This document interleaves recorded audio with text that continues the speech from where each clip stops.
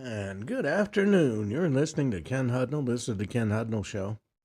Coming to you from our studios right here in exciting El Paso, Texas. Gateway to the Old West and the most haunted city in the country. Well, today is August 27th, 239th day of this year. Just 126 days remain to the year's over with, and we'll start a new one. If you have any interest in lunar eclipses, we've got a good one tonight. A deep partial lunar eclipse covered about 96% of the moon and a coppery red blood moon glow. The visible eclipse phase begins in the late evening, depending on your time zone. It'll be going tonight into early tomorrow morning. On August 1883, the catastrophic eruption of Krakatoa volcano took place in Indonesia. It's National Burger Day, popular food holiday celebrating hamburgers. National Just Because Day, a fun unofficial holiday to do something nice or random without a specific reason. And it's National Peach Day, celebrates peak peach season in the U.S. Well, let's see what kind of stories we got in the news today, because there's always something interesting going on. If my system will cooperate. There we go. Well, the Smithsonian is in the hot seat again. Gender equality, or equity rather, DEI, climate action. There's a lot of discussion going on how the Smithsonian's woke push infiltrated America's most beloved zoo. As the Trump administration continues to crack down on far-left messaging and agenda items within the Smithsonian Institution, a Fox News review found the Smithsonian's National Zoo has been adopting woke messaging and programming of its own over the past several years. Smithsonian's National Zoo and Conservation Biology Institute, which hosts roughly 2 million visitors a year at its Washington, D.C. National Zoo and operates a global conservation research program spanning more than 40 countries, is placed an emphasis on issues like DEI and climate change, according to its own website. DEI has been a bad thing in the eyes of a lot of folks. Gender equality, civil liberties, and justice are necessary ingredients for peace and prosperity, but they also have a direct impact on resource use and climate change, according to a 2021 article on the organization's website. This article, written by seabird ecologist Autumn Lynn Harrison and coral biologist Mary Hagdorn, makes the case that one direct way we can bolster climate action is by addressing inequalities in health and education across the globe. Now, I'm not sure what one has to do with the other, but in the minds of these folks, apparently they're well connected. Searching climate change on the zoo's website yields almost 400 results, including articles warning about its impact on vernal pools and salamanders and wildfires and coral nurseries and a variety of other aspects of wildlife. In addition to attempting to root out political messaging in the Smithsonian, which Fox News has extensively reported on, the Trump administration has also placed a focus on rooting out DEI practices within federal government, practices that appear to be a high priority at Smithsonian Zoo. Well, live and learn, I guess. Terrifying video captures people fleeing the incoming mudslide at the Nepal-China border. Video taken after flash flooding at the border between Nepal and China shows mudslides enveloping multiple buildings as people fled and Gyeongsang, Tibet, near China's border with Nepal. The mudslides followed a 4.4 magnitude earthquake, which occurred just 7 minutes before the video captured people sprinting away from the disaster, according to the German Research Center for Geosciences. Shashir Kanal, Nepal's foreign minister, also suggested earthquake could be the cause in remarks to the country's parliament, according to Reuters. Authorities believe the earthquake caused an ice rock avalanche that flowed into the Lahindakola River in Nepal. That's also according to Reuters. At least 95 people have been confirmed dead after rescue authorities in Nepal recovered at least that many bodies. Nepal's tourism authorities said at least 484 tourists have also been reported missing, at least 3 of whom are U.S. citizens. Reports come as many as several dozen more Americans are missing. The official count of Americans was immediately released by the U.S. government. State Department said it was monitoring the situation closely and communicating with authorities in Nepal. We'll see what comes of all that. Well, the world remembers Dolly Parton's life and legacy after the family confirms the cause of her death. She died Tuesday at 80 after a brief battle with cancer, prompting tributes to the country music icon whose songs and philanthropy and imagination library touched generations of fans around the world. She died peacefully in Nashville on Tuesday after a brief battle with cancer, according to her representative. As I say, she was 80 years old.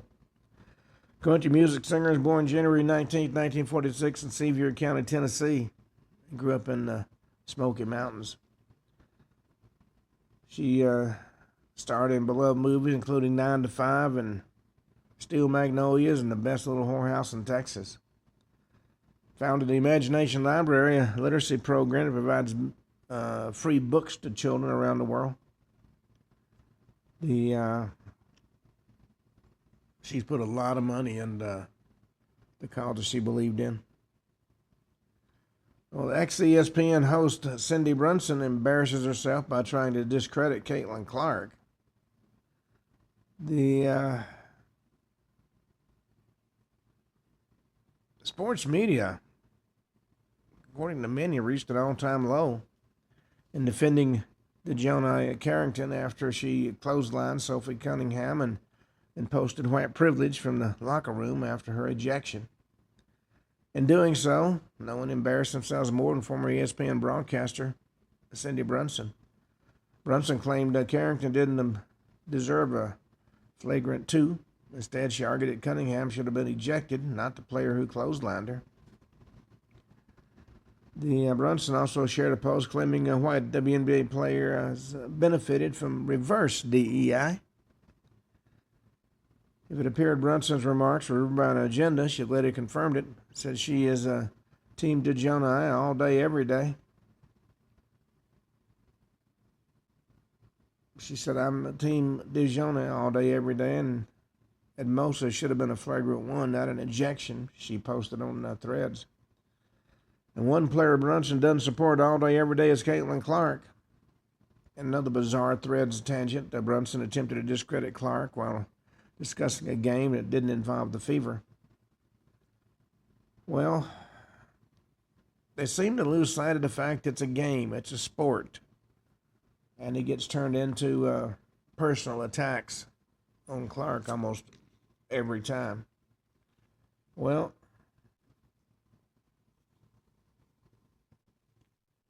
let's see what else is on. Well, everything seems to have frozen. There we go.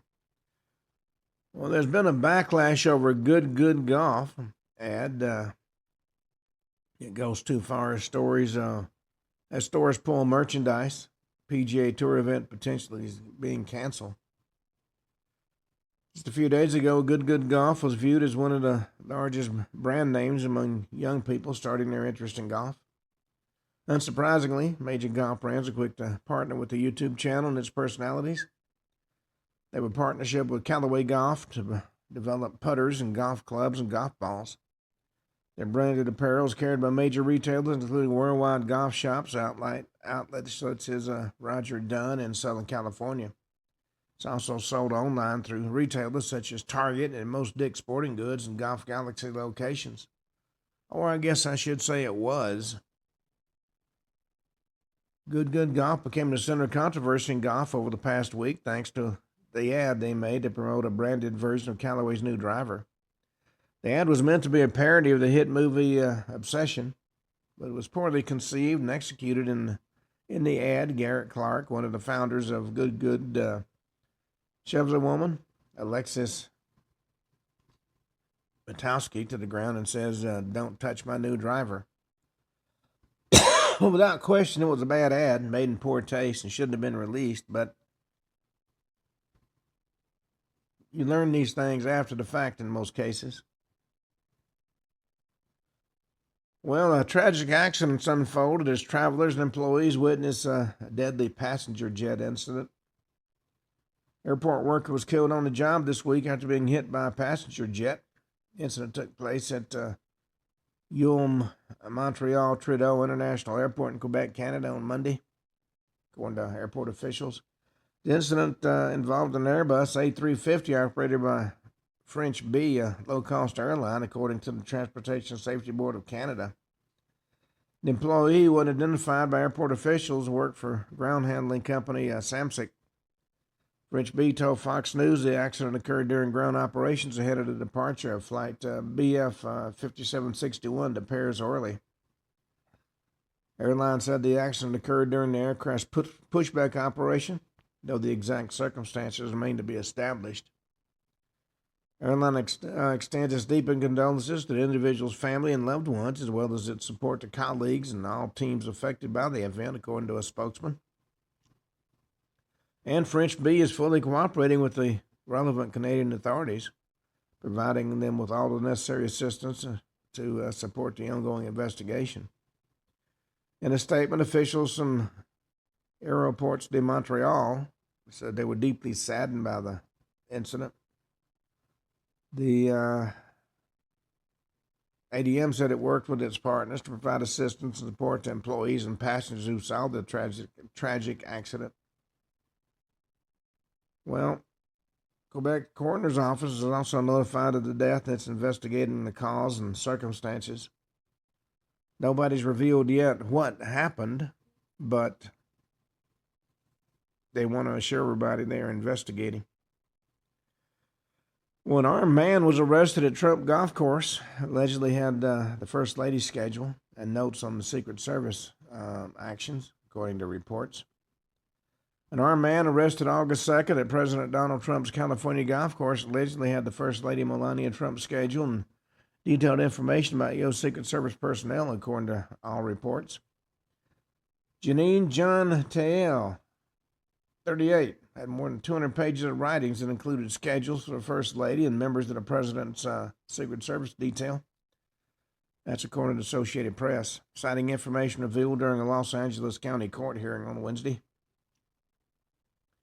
New York Post reported the prosecutor said he had 7 notebooks containing 208 pages of drawings and sketches of Trump National Golf Club Los Angeles and Rancho Palo Verdes, lists of Secret Service schedules detailed about individual security personnel, and copies of Melania Trump's schedule. The writings also include a detailed list about surviving off the grid, according to the Associated Press.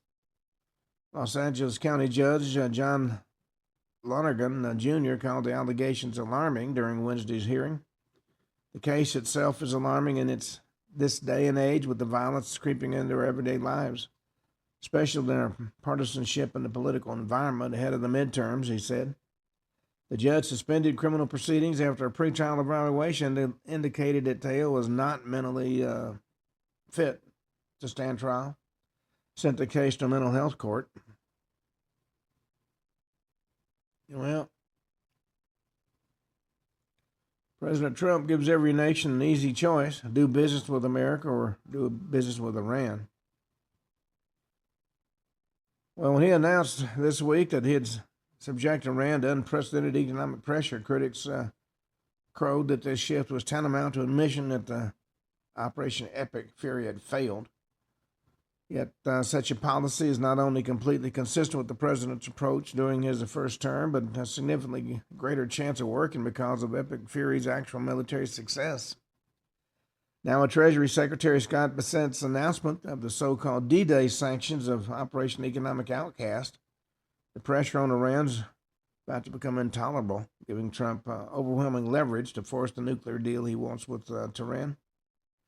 Between 2019 and 2021, Trump directed the implementation of the maximum pressure campaign against Iran, most aggressive sanctions program in modern history, designed to prevent Iran from getting a nuclear weapon by starving it of its economic resources to build one. Naysayers predicted it would fail, but the opposite turned out to be true. Iran's oil exports dropped below 400,000 barrels a day, down from 2.5 million barrels a day. Its inflation soared 30%. Accessible foreign currency reserves were slashed from $122 billion down to a dismal $12 billion. All for the simple reason, given a choice between doing business with the U.S. or Iran, any country that can add and subtract picks the U.S. So we'll see what the outcome of this program is. Well, Hassan Piker's radical rhetoric is becoming the Democrats' 2026 brand. At least Marx and Lenin and Mao were well read. Social media influencer Hassan Piker wears his Mao jacket and hoses his Twitch audience down with absurd political takes that don't betray any evidence that the Rutgers University obliged him to read even a book or two of serious history before he graduated in 2013. Now, Rutgers, of course, is a fine school.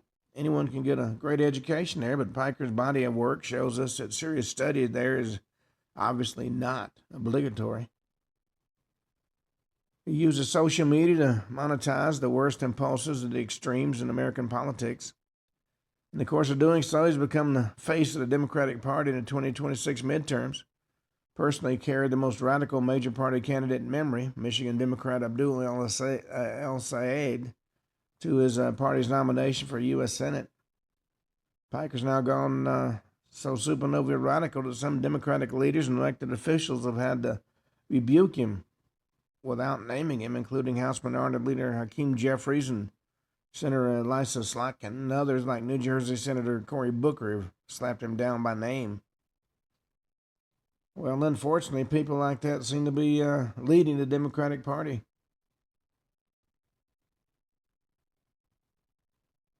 Well, Lindsay Clancy didn't show break with the reality as the jury weighs psychosis defense. That's according to the Susan Smith prosecutor.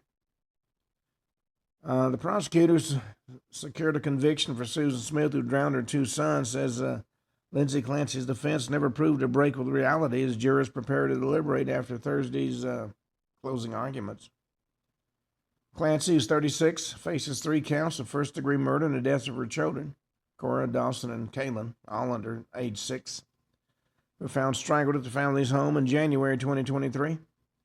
Prosecutors rested a rebuttal case on Wednesday afternoon, with a closing argument scheduled for Thursday before the jury began deliberating.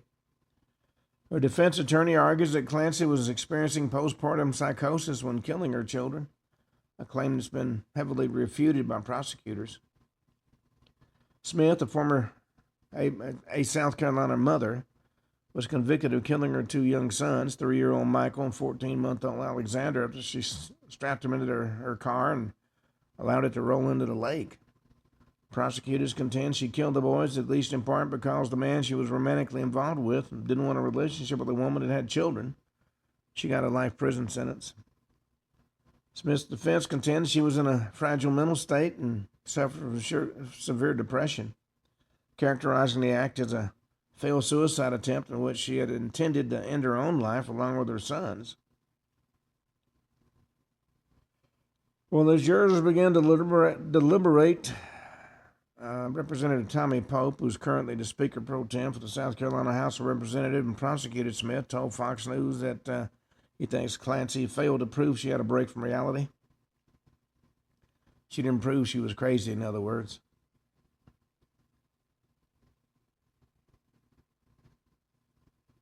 Well, Spanberger, Attorney General, draws fire of a two-front fight against the Trump enforcement agenda. Virginia Attorney General Jay Jones is drawing fire of two disputes involving the Trump administration's immigration enforcement agenda. A civil rights investigation into a rural sheriff's traffic stop practices amid his cooperation with ICE and a legal challenge involving federal access to commercial driver records. Virginia House Minority Leader Terry Kilgore told Fox News the two disputes reflect what he characterized as a broader unwillingness by Virginia's Democratic leadership to cooperate with President Trump. His criticism came as Jones announced a probe into Greene County Sheriff Steve Smith. That's just this whole administration's modus operandi, to put it bluntly. They're so mad at Trump, they want to make sure they don't want to cooperate with him in any way whatsoever, and they want to make it unsafe for Virginians. That's according to Kilgore, Republican from Gate City.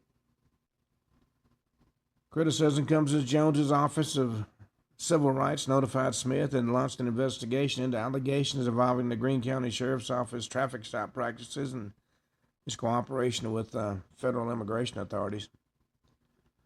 Well, states have to learn that they're part of the United States. They're not independent operators by any means. And let's see. We got one more story. Meta has settled a federal trial over claims that Facebook, Instagram addict children. The deal averts trial while Meta's CEO Mark Zuckerberg could have been called to testify, and of course, being the wonderful person that he is, he's above testifying in a trial. Meta's agreed to pay as much as $17.1 billion and implement restrictions on teen accounts to settle claims the tech giant designed Facebook and Instagram to addict children and mislead the public about the platform's safety. The deal, disclosed in court papers on Wednesday, resolves claims brought by 29 states and averts one of the highest profile tests yet of allegations that social media companies have harmed young users. Meta CEO Mark Zuckerberg could have been called to testify before the settlement happened. Well, the states have accused Meta of violating consumer protection laws and improperly collecting children's personal data without parental consent. Meta's denied the allegations and said it's worked to protect children on its platforms. We'll see what comes of Meta's activities in the future. Well, we've been talking about a lot of conspiracies in the various shows. Yesterday we talked about MK Ultra, which is a very well-known government program. While it's well known by name, its activities have been kept secret. Let's talk about another government program that hadn't got much attention. I'm talking about HAARP, the High Frequency Active Oral Research Program, created back in the 1990s, been a target of a lot of conspiracy theories. It's been claimed that HAARP, originally a joint project of the Air Force, the Navy, and the Defense Advanced Research Projects Agency, or DARPA, not only used for scientific research, but is also capable of manipulating the weather and even causing natural disasters such as hurricanes or earthquakes. And there have been a lot of earthquakes lately. Originally created in the 90s, as I said, it was developed by the Air Force, the Navy, Defense Advanced Research Projects Agency, and the University of Alaska Foundation. The main facility of HAARP is located in Gakona, Alaska. It was founded to study the ionosphere, a layer of the Earth's upper atmosphere. Now, this layer is of significant importance because radio communications and GPS signals, because it absorbs high-energy solar radiation, can affect radio waves. It also affects the functioning of satellites and GPSs. And at its core, HAARP consists of a large array of radio frequency antennas that can transmit powerful radio frequency signals into the ionosphere. And these signals can temporarily stimulate small areas in the ionosphere, allowing researchers to study its properties and behavior. And the HAARP system uses high-frequency radio waves between 3 to 30 megahertz emitted by an antenna array. These radio waves interact with the ionosphere, but only tiny areas of the ionosphere are actually affected. When these areas are heated, they temporarily change their properties, allowing researchers to study how radio waves behave in the ionosphere. And since it's too high for weather balloons and too low for satellites, these experiments are particularly important for scientists. By analyzing how these high-frequency signals interact with the ionosphere, researchers hope to improve technologies such as GPS and radio communications and even missile defense systems. Gain a better understanding of how atmospheric phenomena can affect weather and the climate. It is capable of creating artificial northern lights, enabling research into radio waves and their impact on communications technology. Well, it's studying atmospheric disturbances emanating from the sun. And there's been a lot of those lately if you've listened to some of the comments I made on the show.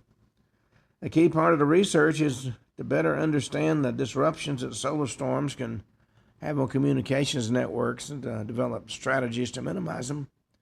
In recent years, HAARP has transitioned to civilian management with the University of Alaska Foundation taking over operations. And this transition aims to further encourage research collaboration and expand access to the facility by the scientific community. The idea that HAARP is being used as a weather manipulation tool dates back to the 1990s when growing skepticism toward the U.S. government and military programs began to develop. Some conspiracy theories saw HAARP as a secret military weapon and might be able to deliberately alter the weather to achieve political or economic goals. The idea that weather modification was possible is also fueled by historical experiments such as Project Storm Fury, which the U.S. government tried to influence hurricanes in the 1960s.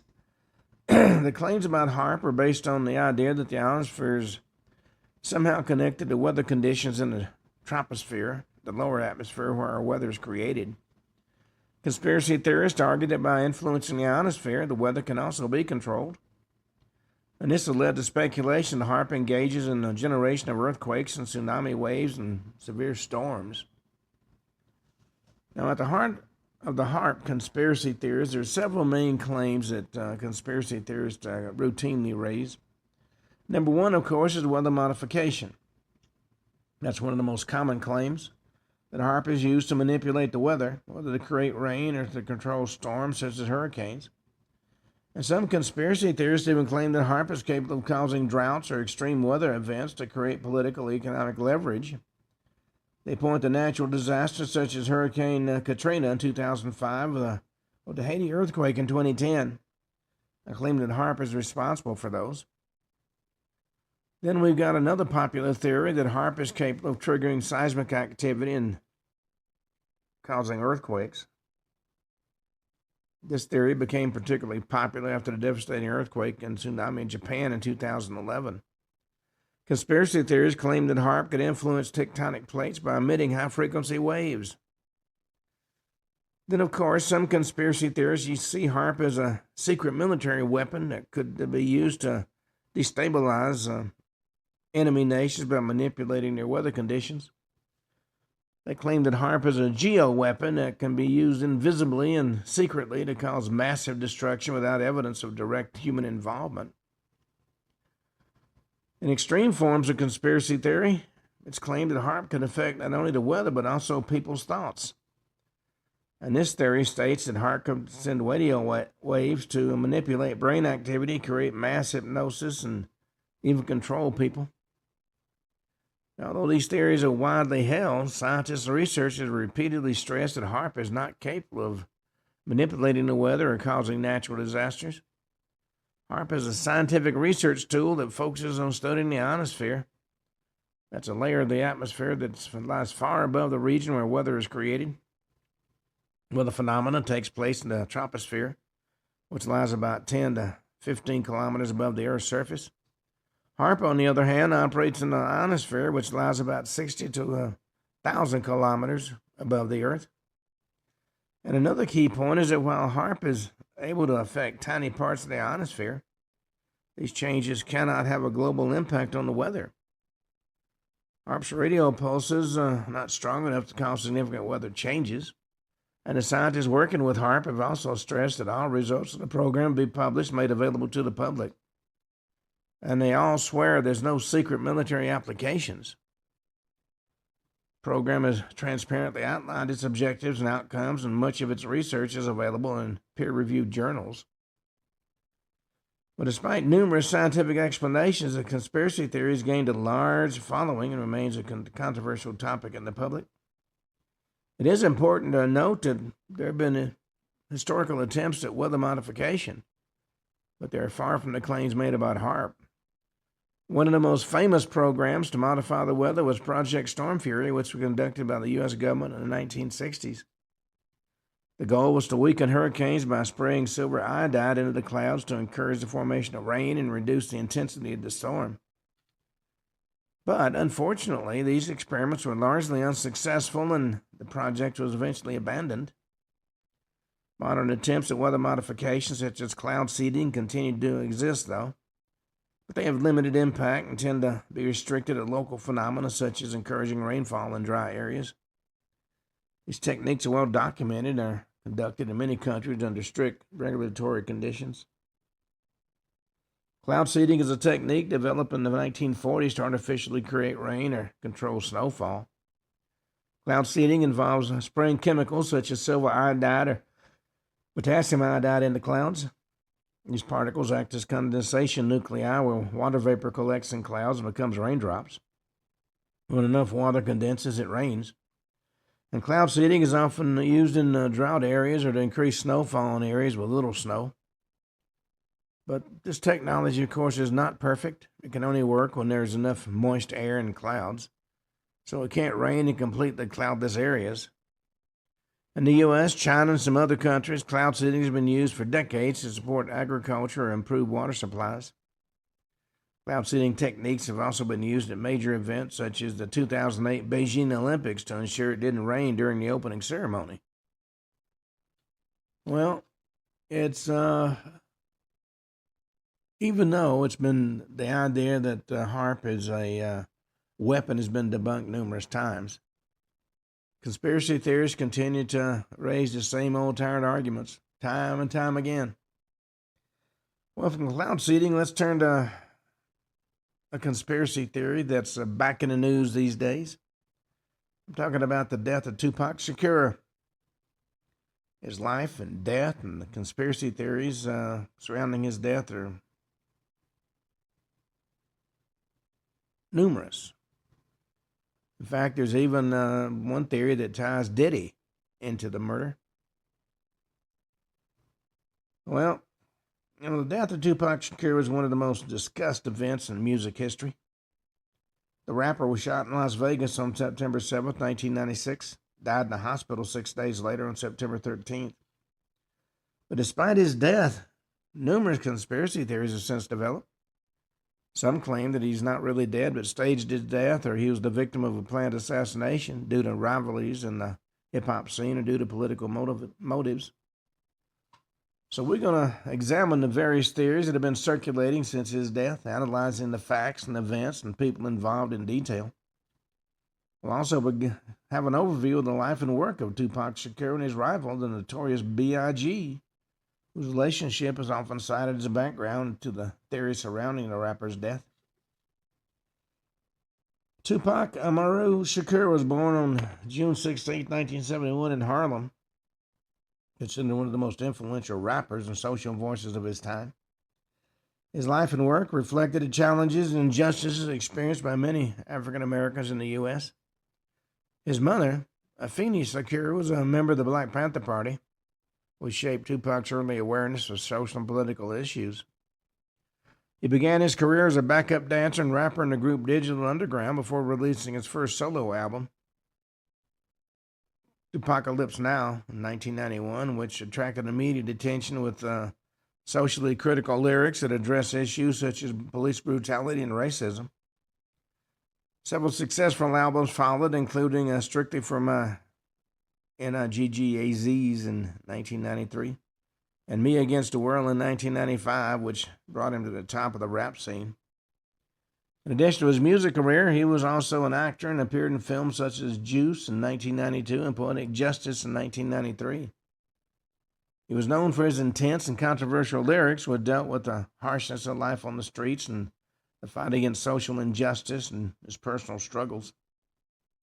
But he was also involved in conflicts, including shootings and trials and prison stints. In 1995, he was sent to prison after a sexual assault conviction, but was released thanks to a bail bond from Death Row Records head Suge Knight.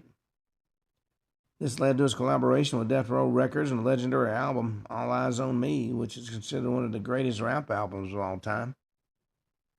In the mid-1990s, the conflict between the West and the East Coast of American hip-hop escalated. It became known as the East Coast versus West Coast feud. Tupac was signed to Death Row Records on the West Coast, and the notorious B.I.G., whose real name was Christopher Wallace, was signed to Bad Boy Records in New York. And they became at the center of this conflict.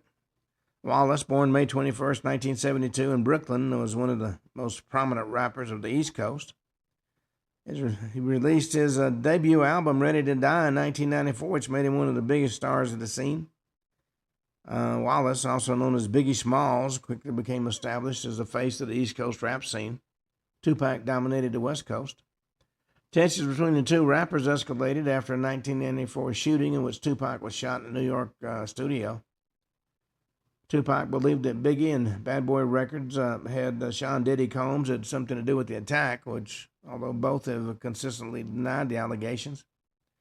And of course, these incidents led to a public feud between Tupac and Biggie, which was further fueled by diss tracks such as Tupac's Hit 'Em Up.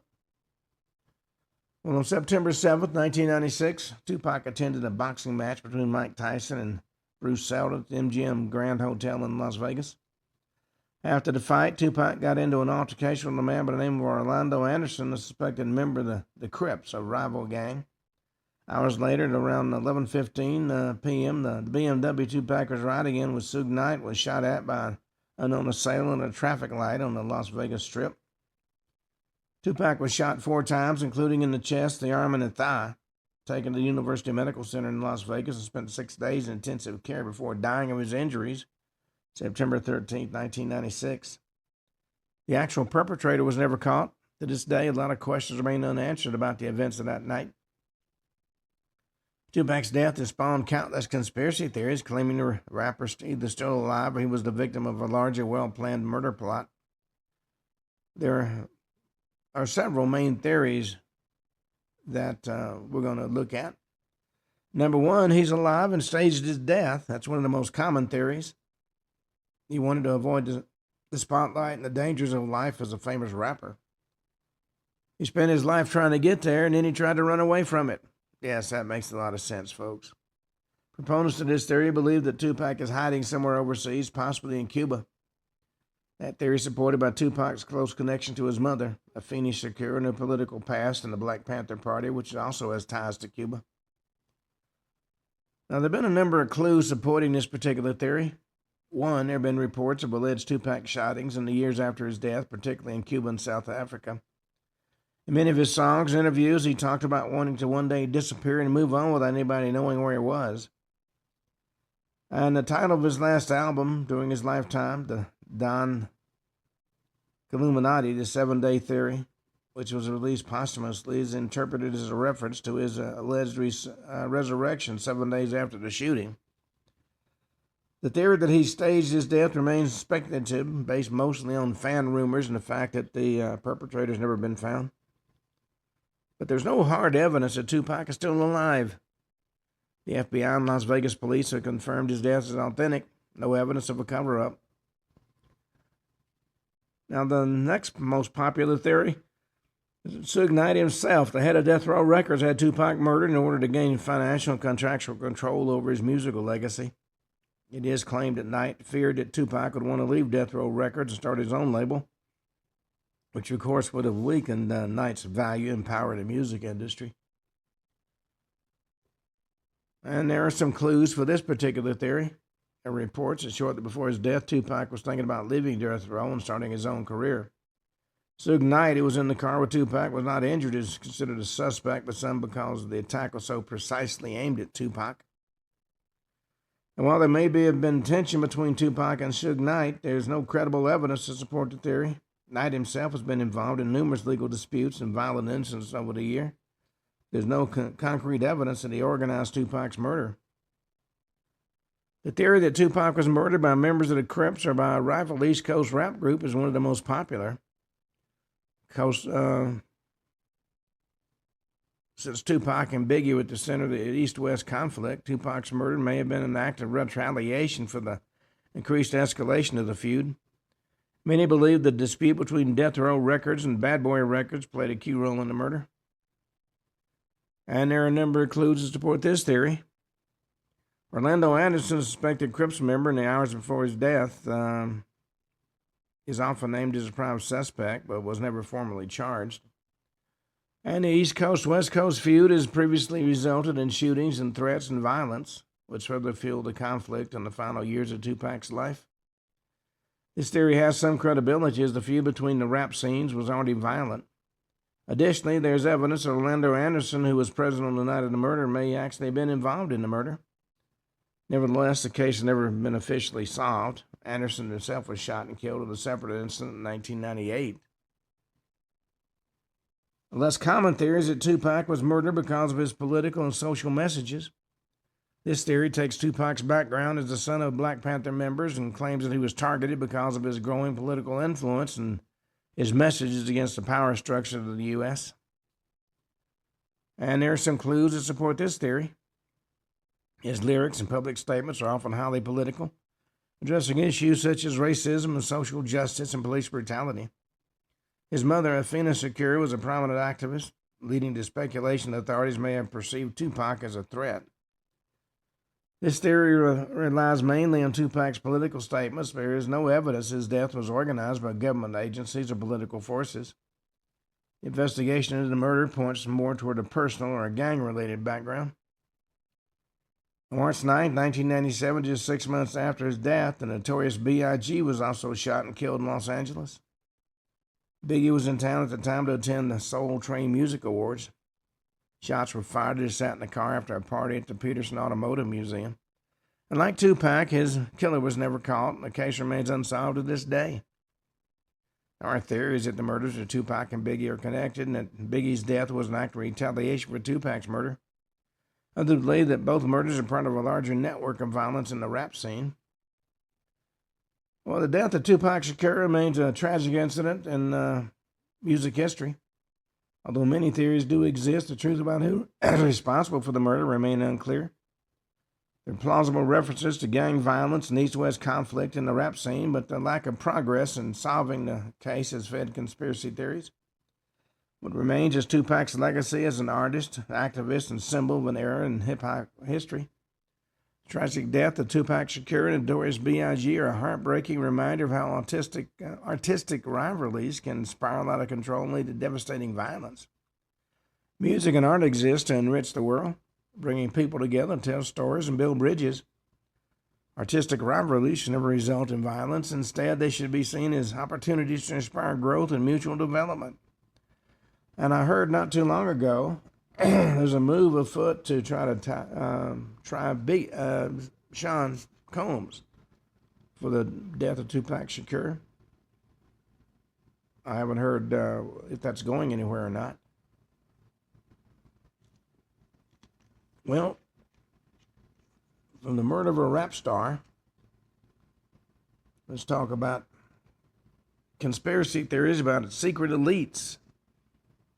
They're on the way to world domination. I'm talking about the so-called New World Order. You know, the idea that a secret elite is secretly controlling the fate of the world and striving for a new world order is one of the best known and at the same time most controversial conspiracy theories in our time. From the Bilderberg Group to the Freemasons, from the Rothschilds to the Rockefellers.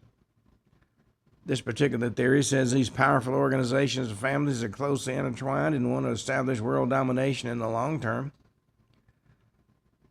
The ubiquitous Illuminati supposedly powerful secret society plays a significant role in these theories. But what's really behind these claims? And how much of it is what is claimed has actually been proven? Well, the Order of the Illuminati was founded May 1st, 1776 in Ingolstadt, in Bavaria, by the philosophy professor Adam Weishaupt. Weishaupt, a staunch supporter of the Enlightenment, founded in the order as an alternative to the existing power structures in church and state. The aim of the Illuminati was to reform society by promoting science and reason and humanistic views. It rejected religious dogmas and absolutism and the power of the clergy and advocated an enlightened and rational society. Well, the Illuminati order grew rapidly, attracting influential intellectuals and Freemasons. Members of the order often worked in influential positions, which made it particularly suspect in the eyes of the government. 1785, the order was banned in Bavaria, and a lot of members were persecuted or forced to withdraw from public life. Historians agree that there is no credible evidence that the Illuminati continues to exist in its original form. Most modern claims about the Illuminati come from conspiracy theories and are based on conjecture and symbolism rather than historical fact. The modern conspiracy theory holds that the Illuminati is a powerful secret society that controls world politics from behind the scenes. Said to be instrumental in the creation of the New World Order, the NWO, kind of supernatural, authoritarian government that controls all the countries in the world. Even professional wrestling had the New World Order as a very prominent group within its various competing groups. The NWO is often portrayed as a threat to democracy and individual freedoms. Common symbols associated with the Illuminati are the all-seeing eye and the pyramid, which are seen on the back of the U.S. $1 bill. So there's been some questions. In fact, I was asked yesterday, how did the all-seeing eye get on the $1 bill? It was introduced as part of the Great Seal of the U.S. in 1782. The seal was originally designed to represent the new USA, and the eye was meant to symbolize divine providence, guiding the path to independence and the formation of the nation. The eye appears above the unfinished pyramid to represent the divine blessing for the growing nation. The unfinished pyramid symbolizes the young republic under construction, with the eye watching over it and guiding its further progress. The inscription, Annuit Coeptis, above the pyramid means he's favored our purpose and indicates the role of God in the leadership of the country. Well, the symbol was finally adopted on the dollar bill in 1935 when President Roosevelt changed the design of the bill. Before that, it was silver certificates. There are many conspiracy theories that say the Freemasons and the Illuminati are behind the inclusion of the symbol, as some of the founders of the U.S., such as Benjamin Franklin and George Washington, were in fact Freemasons. However, there's a lot of evidence these groups had indirect influence on the design of the seal and the dollar. You know, the all-seeing eye appears in a lot of other contexts and symbols. The Eye of Providence, as it's called, is a central symbol in Freemasonry, where it represents the eye of God and omniscience. It's a reminder Freemasons should always work under the watchful eye of God and strive for moral values. In Christian art, the all-seeing eye is often found in churches, frescoes, and paintings, often surrounded by a triangle symbolizing the Trinity, the Father, the Son, and the Holy Spirit. It also appears in various historical buildings, especially in the Baroque and Renaissance periods in European architecture. It's often placed above the altars or on sacred works of art. Well, the Eye of Providence has a profound symbolic meaning, can be found across diverse cultures. It traditionally represents the omniscient presence of God, who sees everything and watches over humanity. Symbolizes divine blessing and supervision of moral and ethical actions. In Freemasonry, it represents the constant vigilance of God in the pursuit of moral perfection. In modern contexts, the eye is often used as a symbol of surveillance and control, both in real and metaphysical sense. Led to conspiracy theories about the alleged rule of secret elites such as Illuminati. Overall, the all-seeing eye is a powerful symbol that has a long history of spiritual and philosophical significance and been used in various cultures and institutions to represent the concept of a higher all-knowing power. Its inclusion on the U.S. dollar reflects the young American state connection to these higher principles. Well, going back to the New World Order and its interaction with the all-seeing eye, the term New World Order has been used several times over the years to describe geopolitical changes, especially after the end of the Cold War. It was heard in the speeches of politicians such as President George H.W. Bush. In a speech in 1990s, Bush spoke about the possibility of establishing a New World Order in which the superpowers work together peacefully. The statement was taken by conspiracy theorists as evidence that a global elite operating behind the scenes and striving for a centralized world government. Well, the New World Order theory states that there is a secret group of elites who hold key positions in politics, business, and the media, working to establish a totalitarian world government. And in that theory, this particular government will control all aspects of human life, from the economy to personal freedom. This theory often claims that events such as wars and economic crises and even pandemics are triggered to accelerate the transition to the New World Order. One central actor in the theories about the New World Order is what's known as the Bilderberg Group. It took its name from its first meeting in 1954 at the Hotel de Bilderberg in Oosterbeek in the Netherlands. Since then, it's held regular meetings bringing together the elite from politics and business and media and science. The initiator of the first meeting from May 29th to May 31st, 1954 was the Polish political advisor Josef Rettinger. The concerns about the increasing anti-American sentiment in Europe due to the growing tensions between the U.S. and the Western European after World War II. He wanted to strengthen transatlantic cooperation with the U.S. and Europe and believed that this could be achieved through dialogue between leaders from both continents. The idea was supported by high-ranking figures, including Prince Bernhard of the Netherlands, who was instrumental in organizing the meeting. Other key figures, including Belgian Prime Minister Paul van Zeelen and the then CEO of Unilever, Paul Ridgkins. Funding was provided in part by the Ford Foundation, bringing you a better idea, as they put it. The aim of the first conference was to promote dialogue between the U.S. and Europe to overcome the growing divisions of the post-war period and to develop a common understanding of the challenges of the time. It's particularly important for the participants to discuss the growing threat posed by communism and develop strategies to strengthen Western democracies. Since the first meeting in 1954, as of 2023, there have been 70 meetings. So that means as of this year, there have been 73. These conferences take place annually at various locations in different countries and bring together about 120 to 150 high-ranking participants from politics and business and the media and science. The list of participants at the Bilderberg meeting traditionally consists of a small group of the most powerful personalities in the world. In the first years of the meetings, prominent personalities from the Western world, especially from the U.S. and Europe, were represented. Participants included heads of government, senior political leaders, bankers, businessmen, academics, and journalists. Examples of well-known participants in the early years are David Rockefeller, Dean Acheson, former U.S. Secretary of State, Henry Kissinger, former U.S. Secretary of State, National Security Advisor, Helmut Schmidt, later German Chancellor, Margaret Thatcher, later Prime Minister of the UK, Giovanni Agnelli, Chairman of the Fiat Automobile Group. Meetings served as a platform for informal discussions between participants to discuss political, economic, and social issues. Due to the high prominence and power of the participants, the meetings are often seen as secret talks about the future of world politics and the economy. Well, the main objectives of the Bilderberg conferences are often dialogue and what they call open dialogue and the promotion of transatlantic cooperation. Because participants meet unofficially and without a fixed agenda, they can discuss freely in an informal atmosphere without it being held politically accountable for their statements later on.